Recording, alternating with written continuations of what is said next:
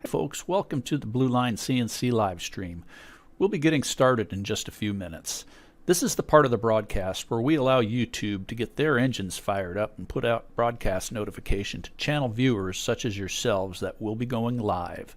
We have just under 3 minutes and 30 seconds to go, so go grab yourself something to drink and relax. The show is about to start.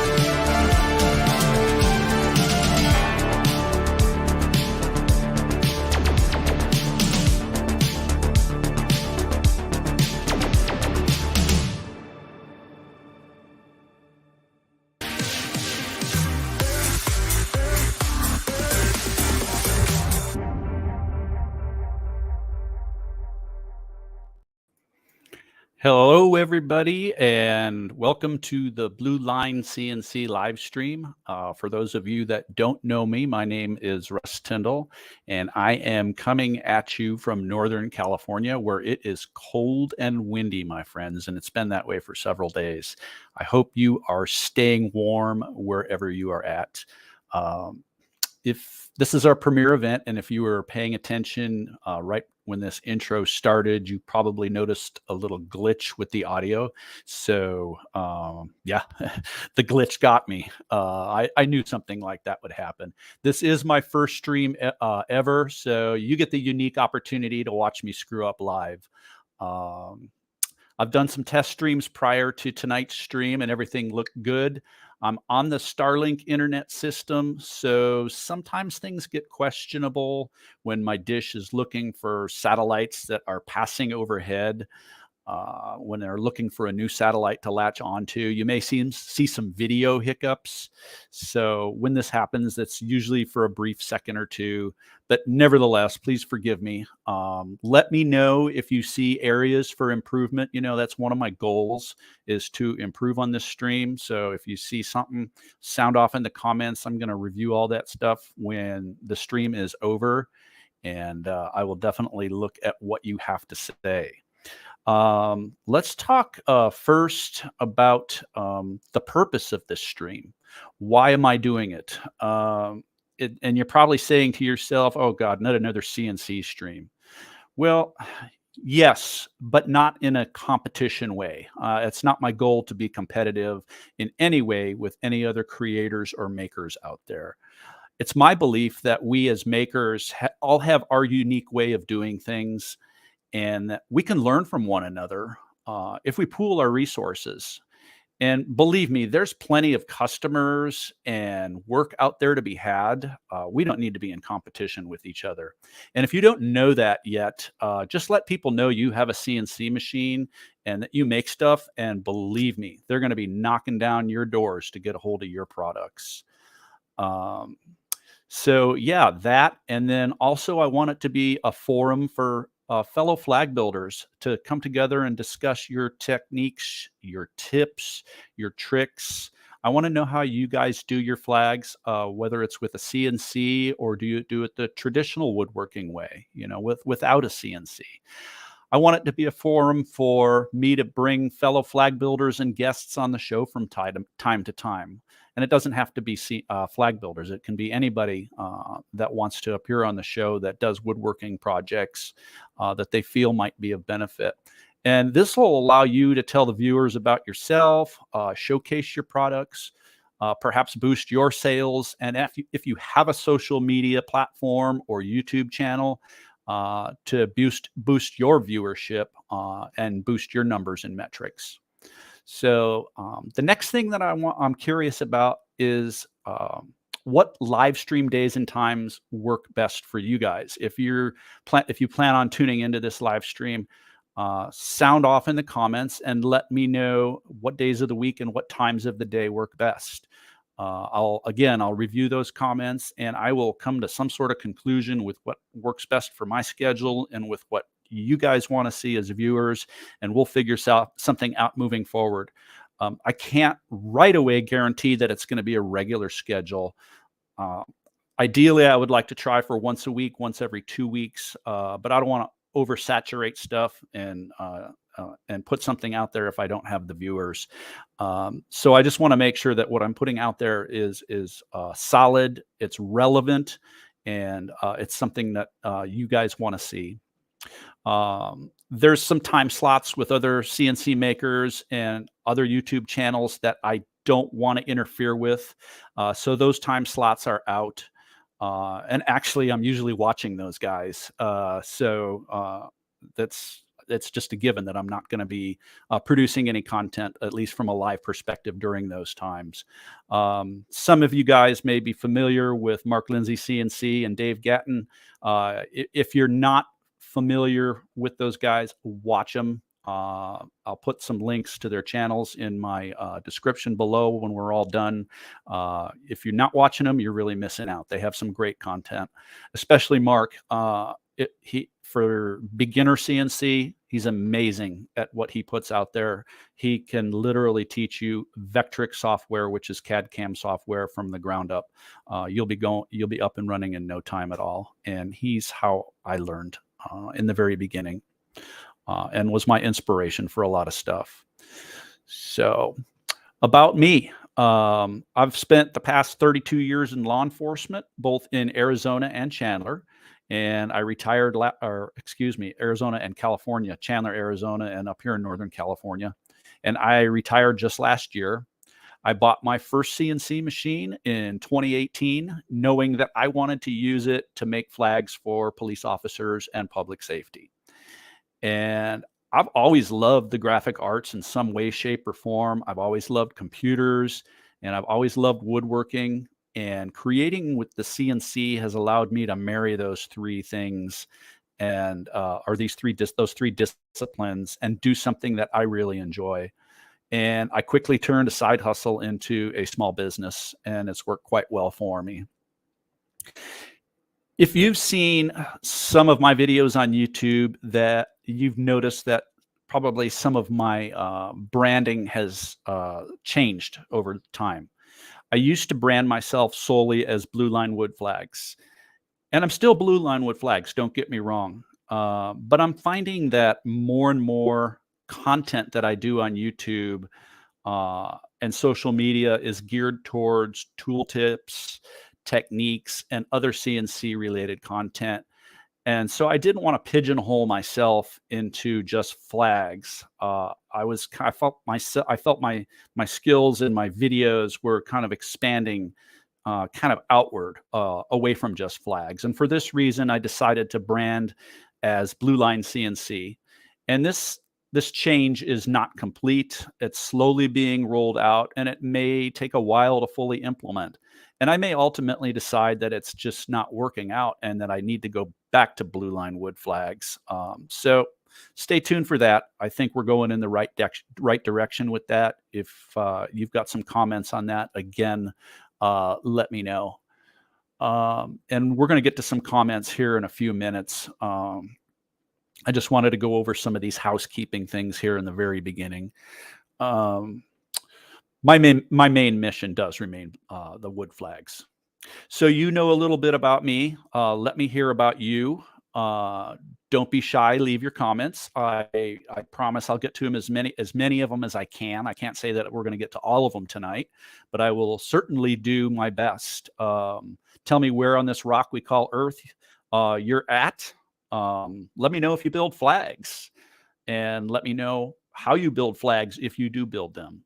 Do you use a CNC machine? Do you use the traditional way of building flags? And let me stop right there and say that you guys who build flags the traditional way with the strips of wood and staining each piece and then gluing them together and using the Dremel tool for the stars, oh my gosh, you're producing some amazing works of art out there, and you've got a lot of patience. And you are my inspiration for getting into this endeavor and my journey in the beginning. When I saw what you were doing, I knew that that's what I wanted to do. And fortune just had me going down the CNC route, and that's the way I decided to pursue it. But yeah, you keep up the good work. You are my inspiration in the beginning, and how I got into this. If you have a CNC, what make and model do you have? I have two. I have the one that I started out with back in 2018. It's an Axiom Precision CNC. And then just recently, within the last year and a half, I decided that I needed to get a slightly larger machine. So I went with an Avid CNC, something a little bit more powerful. I decided that I needed that. I needed to have a more powerful spindle to do some surfacing operations and things like that. But I still use both of them. And I don't know for how long. The Axiom has a laser attachment and some other things on it. And I may elect at some point to let that one go and just go with a standalone laser system along with the Avid CNC, just because they both take up an immense amount of space in the workshop. So, and as you all know, space is a premium in the workshop. But the Avid was really cool because it's like an erector set. You get to build it. And that was the fun part about buying from them is I got to put it together. It took me a little over a week to put together. And if something breaks on that thing or something fails and I have to replace a part, I know exactly how to fix it. So that's the cool thing about Avid. Whereas if you get a machine that is already put together and you just bring it in your garage or your shop and you dump it, it's if something breaks, you're going to have to call their tech support and they're going to have to walk you through something, or they're going to have to send somebody out to fix it, but not with Avid. You're going to be able to know everything. So let's go up to some of your comments and just see what you have to say so far. Let's see. Let me get that off of there. I'm still learning some of this stuff, so bear with me. Let's see, channel branding. We don't need that on there. Get that off. Banners. Okay. There we go.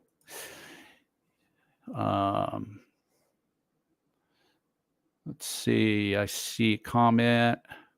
Mark, dude, you're early. Was I really early? I thought I was right on time. Okay. Just finished dinner. I see your comment there. Todd, video quality is great. That's good to know. Thank you very much for that comment. That's something I'm very concerned about, is the video quality. I don't know what Starlink is pushing out as far as my bit rate and whatnot. I know that StreamYard has given me 720p. The camera is a little bit higher resolution than that. So, hey, William, hello to you from Dallas. Is it Dallas, North Carolina? Nice to see you here. Let's see. Who else do we have? Brooks Martin, good to see you here. Tom Miller, good to see you in Texas. Welcome aboard. Let's see. Yep, Mark, I agree. The Avid machine is definitely a beast. They have two spindles. They have a 4 horsepower and an 8.7. And actually, if you're only running it on single phase, the 8.7 horsepower spindle puts out, I think, 6 point something or other. But irregardless, they're almost a match as far as their statistics. And oh my gosh, they are a beast. The Avid, I think it's rated. It can go up to 1,200 inches per minute on a fast rate. And then the spindle speeds are up to 24,000 RPMs. And I can surface oak almost down to a quarter-inch pass, and that spindle doesn't even slow down at all. It's truly amazing. John, you got a Gatton home built, 45 by 48 cut area. I've heard a lot of good stuff about the Gattons. I think Mark had a Gatton. Mark Lindsay had a Gatton before he got his Avid. And P. Todd, hey, from Paris, Tennessee. You and Mark are both great teachers and present so well. Thanks so much. Cam Master Panther. You know, the Cam Master was something I was considering in the beginning along with Avid. But for whatever reason, I went with Avid. 6 to 1, half a dozen the other. We all have our favorites. But thank you very much for that compliment. I really, really, truly appreciate that. Frankie's CNC Woodworking Channel. Evening. Good evening to you, Frankie's CNC. Extreme Woodworker. Avid 4848 Pro with the 8.7 horsepower spindle for 14 months. Yep, you're right there with me. I think we probably got our machines at right about the same time. Let's see. We got Steve. Was it? Yep, Steve in Russellville. Is that Arkansas? Yep, Arkansas. Extreme Woodworker. Welcome. Good to see you here. And I think for now, let's see. Oh, Mark, he clarified something. Yep, I have the 4 horsepower spindle, and that's enough for me. Yeah, you know, in retrospect, with my workflow and what I do, I could have probably saved the money and gotten away with a 4 horsepower spindle. But I have a bad habit of overbuilding things. And when I buy something, I think I have to get the best. And I think I have to, and in this case, money allowed me to get the best at the time. But I could have saved oodles of money had I just jumped down a notch and got the 4 horsepower. And that definitely would have done the trick for me. So looks like we're caught up on our comments for now.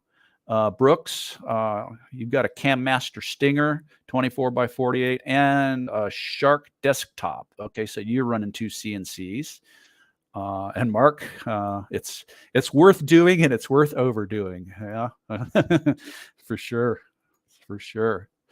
So, as far as tonight goes, I didn't really have a whole lot planned. And if you see me glancing to the other screen here, I am looking at just some notes I have. So if you see me not looking directly at you guys. I didn't really have anything on the agenda. I wanted to talk maybe, this being my premier live stream event, a little bit about my workflow and how I do business, how I get orders, and then the process that I go through from that point on, and what has worked for me so far. And and my workflow is the same for Mark, I just see that now. Did I catch Brooks's question? What question? Let me look up here and see if I missed. The last thing I had from Brooks was Cam Master Stinger and Shark Desktop. Let me scroll up, because I'm sure if you're pointing it out, there's probably something important in there. I see an LOL from Brooks. Oh, hi, Russ. Can you explain the differences in the varying color line flags? I understand and respect the blue and red, but don't for the variants. You're assuming. Okay, yeah, I can. The blue is for police and law enforcement, and I didn't think this stuff up. This has been out there for several years, actually probably more than several years. The blue is for police and law enforcement. The red is for firefighters. The yellow is for public safety dispatchers, like your 911 operators and your police and fire dispatchers. They will typically have a yellow line. Gray is for corrections and your jail staff and your prison staff. They'll typically go gray. But now the gray line, a lot of those guys, they're considered law enforcement. So a lot of those guys, when they order flags, they'll just select blue as their color, and that's fine. Nothing set in stone.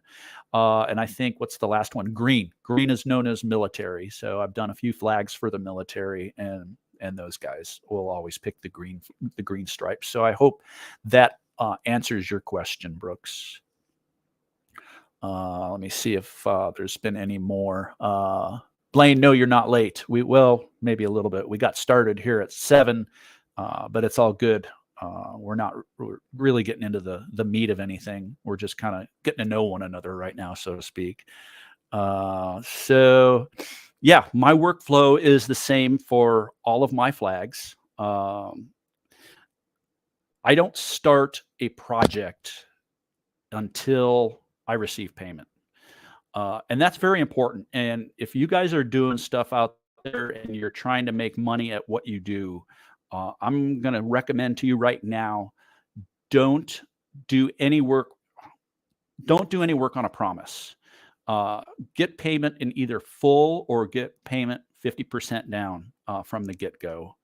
And don't even do it for a friend, even if a friend promises you that they'll pay you when you're done. Because I promise you, eventually you're going to get burned, and you're going to wind up with a project that's customized for them, and something's going to happen in their life, and they're going to say, I'm sorry, I can't do it. And then you're stuck with a hunk of wood that, is not custom for anybody else besides them. And it's going to probably end up in the burn pile. So yeah, get payment up front, or at minimum 50%. Get that money in hand. The concept that I use that usually happens is sometimes clients know what they want ahead of time, and they're going to tell you right away, this is what I want. And sometimes they don't have a clue, but just a general idea, and you're going to have to guide them along the way as to what they need, so to speak. And 99% of the time, they're going to be very satisfied with what you show them and what you give them. Graphics and images are provided by clients to me, usually in a raster form. That meaning that's an image like a JPEG or something, or even a PNG, something like that. And it's not a vector-based image. So all those images have to be converted to a vector-based image before they can be brought into my CAD/CAM software that I use. Now, the CAD/CAM software that I use is VCarve Pro. It's made by Vectric. There's other variants of the Vectric software there's desktop, there's cut 2D, there's I think a VCarve Basic, if I'm not mistaken, and then there's Aspire, which is the granddaddy of them all, and that does 3D stuff and a whole bunch of other things that the rest of them down below don't work or don't do. Mark recommended to me a long time ago, if you got the funds, get the Aspire. It's costly, but hey, if you're doing this for a business and you need the 3D and you want it, it's tax deductible. So he made a good point with that. So yeah, the graphics and images are provided, need to be converted to a vector-based image and then imported into the CAD/CAM software. And like I said, I use the VCarve Pro. Now, I always create a mock-up and I send my clients proofs that they need to approve. So, and that covers you because you can always fall back on that if they get their product and they tell you, hey, this isn't what I wanted. You can say, yeah, it is. I sent you the proof, and that proof, which is produced in VCarve, it's an exact replica of what you're going to make. It's got you covered. So definitely give them a proof from, if it's possible, from within whatever CAD/CAM software you're using. And VCarve Pro, what I use, does have that functionality. It allows me to produce a 3D image and ship that off to my clients for approval. All my flags start with a certain preparation in mind. They're panels that I take wood. They're made of oak, and it's usually S3S or S4S. Or excuse me, S2S or S3S, which means it's surfaced on 2 sides or surfaced on 3 sides. And I have to mill that down. And then what I do is I do an edge glue up using some panel clamps. And I'll cut it to size. And after it comes out of the clamps, I'll cut it to its final dimensions, which for my flag is set. It's at 28.5, 28.5 inches wide and 15 inches in height. And then I'll throw it on the CNC after it's been cut to size. And using, I think I put a video out on YouTube about this. I'll use shims, and I will bring one side of that flag surface up to where it's sitting flush on that spoil board, and it doesn't rock back and forth in any way. And then I'll clamp it in place. And you might want to catch Mark Lindsay CNC. He's got a video, I think, from last week or this week coming up, and he talks about surfacing a slab of wood. So you'll get more on that if you tune into his channel. So once I have that first surface surfaced, or that top side surfaced, then I will loosen the clamps, remove the shims, turn it over on the spoil board, and then surface that second side. And then I have a piece of wood that is perfect on both sides. Then the next part of my process, and again, these are the processes that I use in all my flags. So if I get one order, I do it one time. If I get 5 orders, an order for 5 flags, then I just repeat that process 5 times. So it works out really good. My processes remain the same. I've done it for so long this way. It's just boom. I have my procedures. Get your procedures and stick with them. Don't vary yourself. And then once I have the board cut and surfaced, it gets a stain. It gets a coat of stain on the front side, and then the edges lengthwise. And then it goes on to the CNC to get that carve that we've established in VCarve Pro. And we will, by that time, have placed the file itself on a thumb drive and brought it out to the shop and loaded it up in Mach 4 and actually have perform all the tool paths. So, and then that whatever you cut on the flag itself is it's going to show that natural wood through. So you're going to get an awesome looking contrast between the black color, I use black, and then the wood underneath. And it turns out beautiful. And then finishing and shipping. I finish all my projects in the end with lacquer. I'll go with either a semi-gloss or a gloss lacquer, whatever is available for me. And then you have to allow for an adequate drying time. I would say at least 24 hours before you package it to ship it. And then also now when you ship something to a client, shipping is something that shows who you are and how much you care about your product, just as much as the final product itself. So be sure to add those extra touches and be as professional as you possibly can when you package that product. For my flags, I use corner protectors that you can get for like artwork. I use shrink wrap, and I include hangers for the back, and the boxes are custom made and custom cut to the exact size I need for my flag, and it's taped up with very professional tape. And it's labeled correctly and professionally. And so when they look at that product, when it comes to the door, they know they're getting it from a Class A company. And if you want to do business right, that's the way you got to do it. And that's the way you got to be. Because if you just throw it in a Home Depot box, they're going to look at that and go, this is not very professional. This doesn't look good at all. And it may be their first impression of your product. So let's see if we've got any other comments since I looked here. Brooks, thanks. I was afraid it was be co-opt. Not sure what you mean by that, Brooks. Maybe you can clarify. Let's see here. JM, a little late hello from Jeff in Arizona. Nice to see you, Jeff. If you know where Chandler's at, that's where I'm originally from before I moved to Northern California. Dave says, hey, all. Hi, Dave. Welcome aboard. And let's see. JM, teach and maintain 2 Cam Master Stingers in a club with 75 members who can use the machines. Wow, you've got quite an operation going and quite a following, it looks like. Congratulations. That is awesome. That is just awesome. Let's see. Mark, thanks for your compliment. I did a great video on shimming. I couldn't remember where I did that video, if that was part of a flag build or if I did that separately. And then part 1 of Mark's video about shimming that wood slab, like I was mentioning a few minutes ago, starts this Sunday. He goes live this Sunday, and that's 12 p.m. Pacific Standard Time is when his streams start. So be sure to catch Mark's live stream then. I promise you won't be disappointed. He's entertaining at best. He's got an awesome laugh that just cracks me up every time I hear it.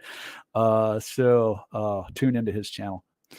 Let's see. That's it on the comments for right now. Looks like we're about a half hour in. I don't know if I'm going to be able to get to everything that I wanted to get to tonight. As far as like introducing you to some of my procedures and what I do. But the first thing, you just refuse to take yourself seriously. I hear that, my friend. I wanted to show you in Vectric how I design a basic flag. And now keep in mind, my basic flag is with no graphics on it, no police patches, no fire department patches, no nothing, just an American flag. And that's how everything starts. And I don't design this flag every single time. I have actually designed it once, and it's sitting on my hard drive as a template. And I just pull that basic template up when I get ready to do a project, and then I import my graphics from that point on. And we'll, at a later date and time to be determined, here in the near future, we'll go more in depth into how I bring those graphics in, because that's integral into what I do. But for now, let me go ahead and see if I can get this here. I'm going to share a screen.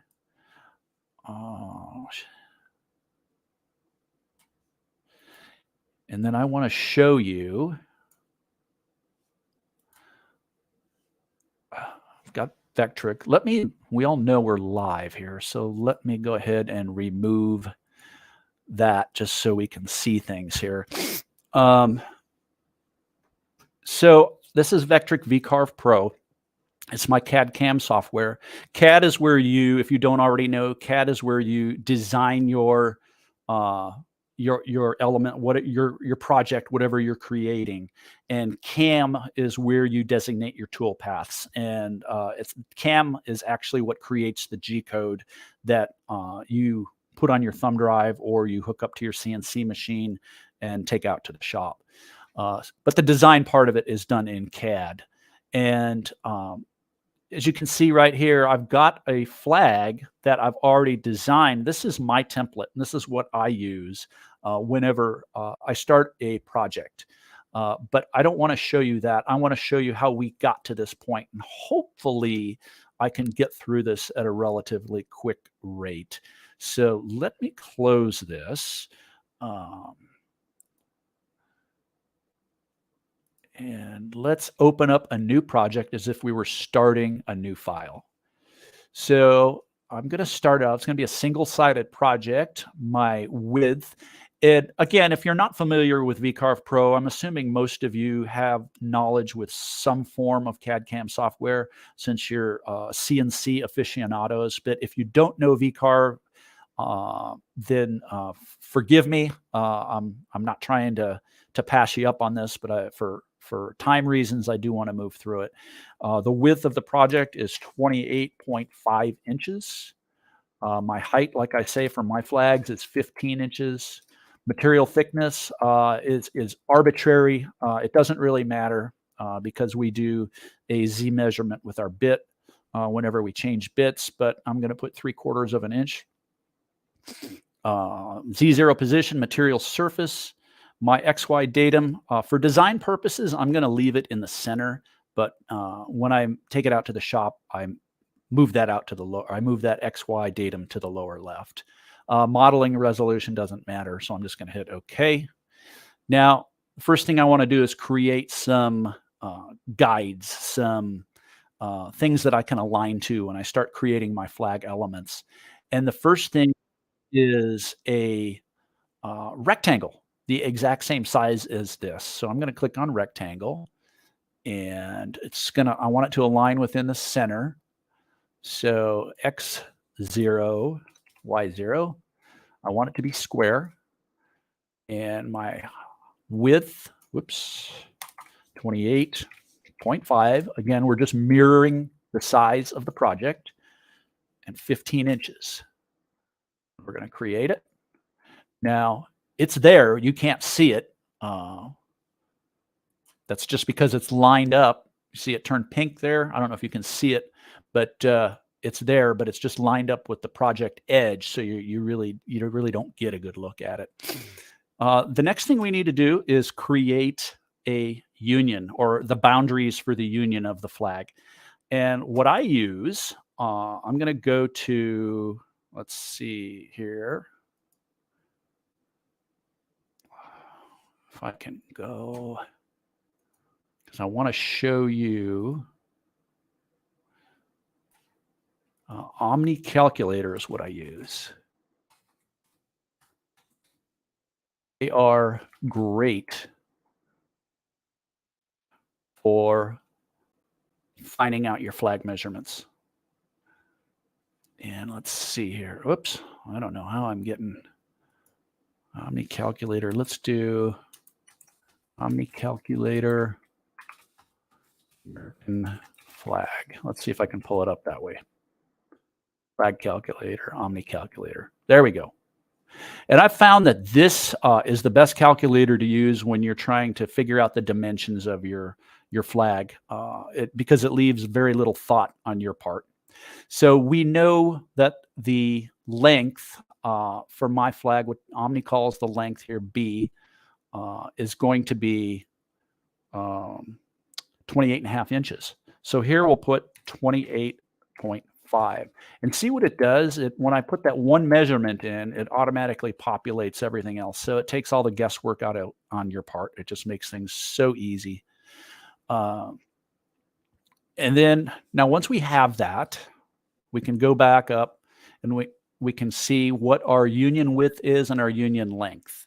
So I can see my union length is 11.4 by 8.078. I'm just going to copy this to the clipboard just so I don't forget it. My memory's getting old at my age. Union length, 11.4. So let's create another rectangle. And let's make 11.4. Height, here's where I'm going to go Control V to paste what I just copied from onto the clipboard. And I want it square. We're going to want it to put it in the center. Okay, so that's our union. That is where our stars are going to go in a rectangle that size. Now, we got to align this to this edge and this edge. So I'm going to come over here and highlight that. And then I'm going to come over here. What you want to highlight to in VCarve is the second item that you select. So I want to highlight, or I want to align, excuse me, I mean align it to. I want to align it to this edge and this edge. So I'm going to select that secondary. And then I'm going to come to my align tool. And I'm going to go the inside edge to the top. And I'm going to go to the inside edge to the left. Now I've got proper placement for my union. And we can go to the stars. So let's close the alignment on that. And we're not going to create 50 stars. We're going to create one star, and we're going to do several array copies to get them positioned in the proper location. So it makes tedious work into very expeditious work. Let's go back to our Omni calculator. And for some reason, that doesn't want to pull back up again. Let's see here. My stars diameter is 0.924. Okay. So let's go to the star creation tool. And I'm going to do a 0.924. And like I said, you're probably saying, well, Russ, it says the Omni calculator said diameter, and VCarve Pro is saying radius. Well, we can fix that. We'll just go, we all know a radius is half of a diameter, so we'll just use our math function within VCarve, and we'll go 0.924 divided by 2, and we'll hit our equals sign, and that tells us what the radius of our star is at that point. It's 0.462. Your inner radius percentage, it kind of matters. And I found that if you stay within 38, 39, somewhere in that area, you'll be okay. If you use any other variation, your stars are going to look funky. They're just not going to look right. And I do want a 5-pointed star. So let's hit create. And you can see what it did. It created a beautiful looking star. So let's go ahead and let's close that creation tool. And I'm just going to grab it. And I'm just going to kind of move it up in the area of where that upper left star is that I want. And let's see, I'm going to select it, and I'm going to go over here to Array Copy. And I want the gap, this is the gap, the X gap going on this plane from left to right. And again, I'll have to go back to Omni Calculator and look and see what that gap is. And if I zoom in, not going to let me do, but the gap, if I come down here, it's right here. It's F. It tells you the gap is 0.945. So we can come back and hit 0.945 on the x-axis. And how many rows and columns do I want? Well, I want, for right now, let's just do the one row. So let's go one row. And if we look at the flag itself, we know that it's got 6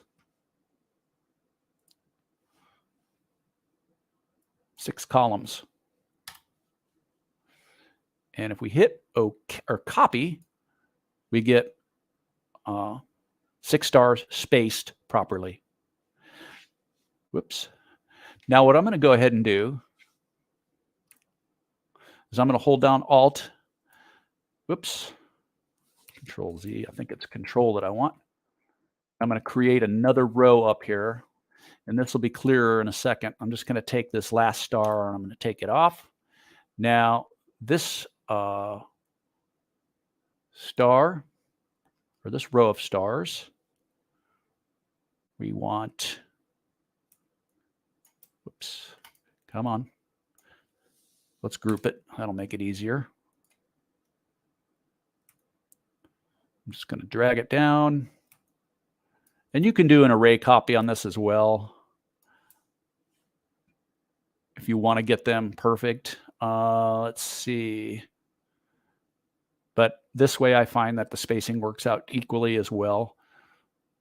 And let's see here. We've got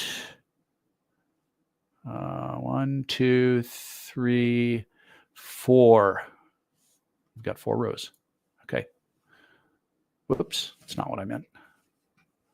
Got 4 rows for the other one. 5. 1, 2, 3, 4, 5. Good. 1, 2, 3, 4.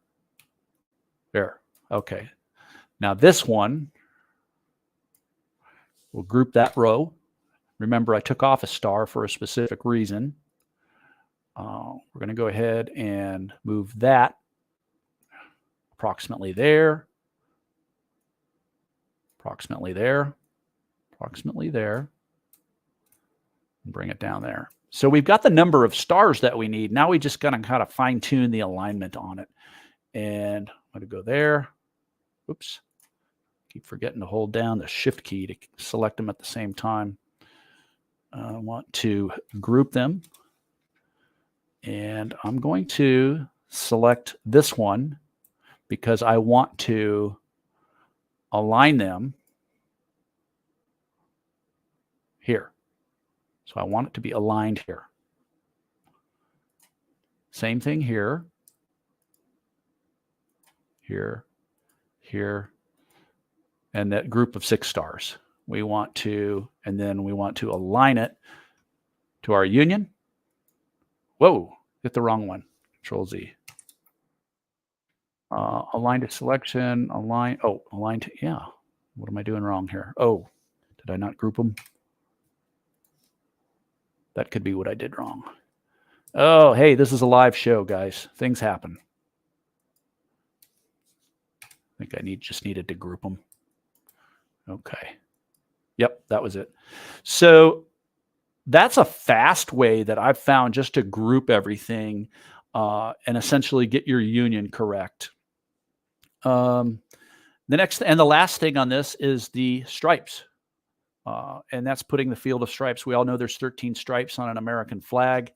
So there's only one measurement that I truly need, and that's this one right here, 1.1535. So I will copy that to the clipboard. And then what we'll do is we'll jump back over into VCarve. And let me zoom out just a little bit. Close this, and we're going to create a rectangle. Now, when I make my flags, my milling bit goes past the edges, the lengthwise edges, past that 28.5. And I put it about a ½ inch past each. And the reason for that is if I stopped at 28.5 inches on the left and the right edge, you would have that little rounded, no matter what size end mill you use, it would always leave a little roundness there. And I want it to go past the edge to clear off that little notch of wood, so to speak. So we are going to make this rectangle 29.5 inches instead of 28.5. And then we're going to make the height. I just copied that to the clipboard. That's why I copied it, because I wouldn't have been able to remember it. And then we're going to go ahead and create that. So let's go ahead and close that. We're going to select our stripe. And you can see it's already aligned where it needs to be, and it's a ½ inch larger on each end. So all we need to do is align that with our perimeter that we created in the very beginning of this. So we're going to line selected object down to the lower edge. So that places a bottom stripe. And then unselect everything, just select the stripe. Come over here to array copy. And again, we want to create 13 stripes. So we want one column. We want 13 rows. I don't want any offset.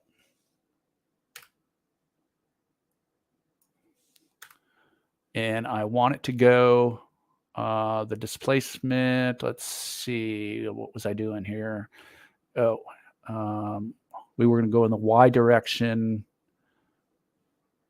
Let me see if that's what I was looking for. It's been a while since I did this. Let's see, copy. Yeah, that's what I wanted.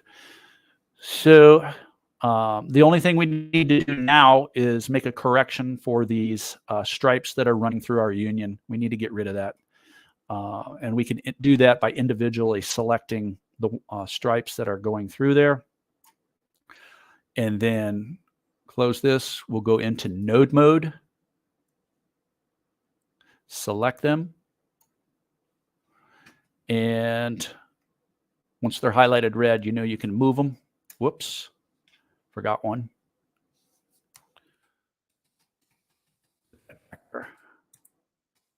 Go. Small. And then we're just going to move this.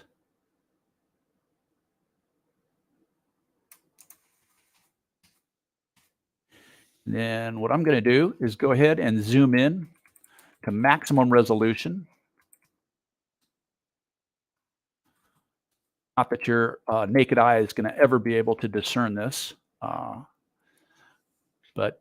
then what we need to do is my CNC machine, I'm only going to cut out the white stripes because I want to leave that black stain on there. So we got to go through here and select our white stripes and our white stripes only.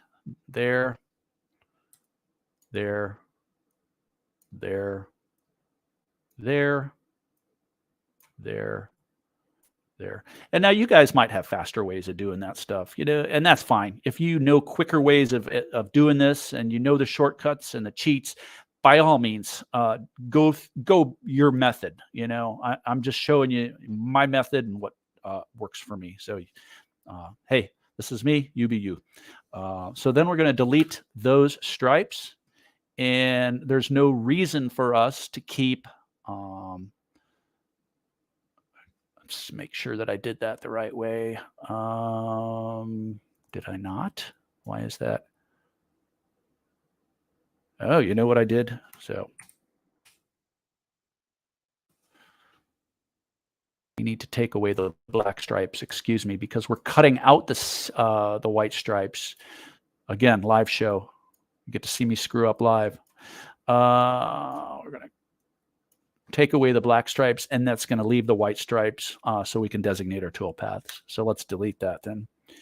And then now we don't need our guides anymore. We can delete that.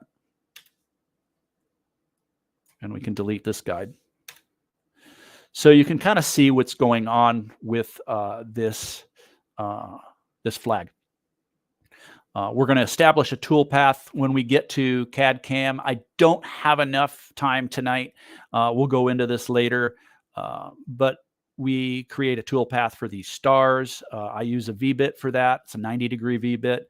And then if we just wanted to end this flag and not bring any graphics in, and I had no more other V-carving to do on it besides the stars, I would use a 1/4-inch end mill and an 1/8-inch end mill, respectively, to create these stripes. The 1/4-inch end mill to hog out the majority of the material, and then the 1/8-inch end mill to get in here and get these finer corners and make it a little more appealing.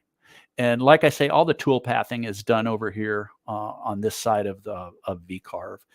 So with that, I'm going to jump back over to the comments section and just see what we have so far. We're going on about 50 minutes tonight so far. Yeah. Let's see. Four rows of 5 and 5 rows of 6. Yeah, I've made enough of these flags, Mark. I should know that. That that goes without saying. But for some reason, I always have to go back and look at the flag, and I'm like, how many? 1, 2, 3, 4. I don't know what it is. Yeah. Oh, is my bottom row out of alignment? Yes, it is. I see that. Oh yeah.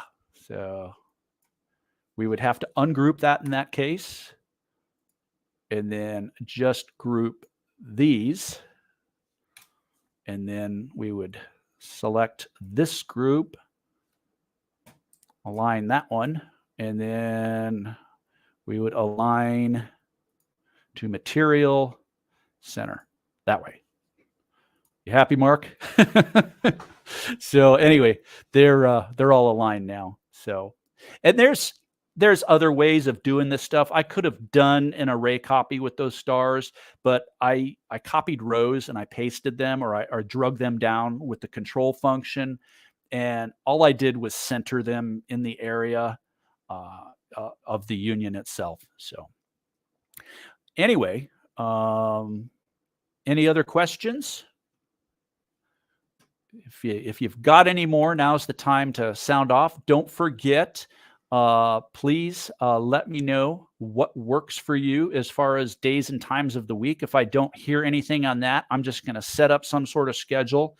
I probably won't have a regular schedule for the stream right away. Like I say, I want the content to be engaging. I want it to be make sense. I want it to be applicable to what my purpose of the stream is and what my objectives are. I don't want to just hodgepodge stuff together. Like I say, I build flags, and I use a CNC to build flags, but any flag builder is welcome here. Any person that is into CNC is welcome here.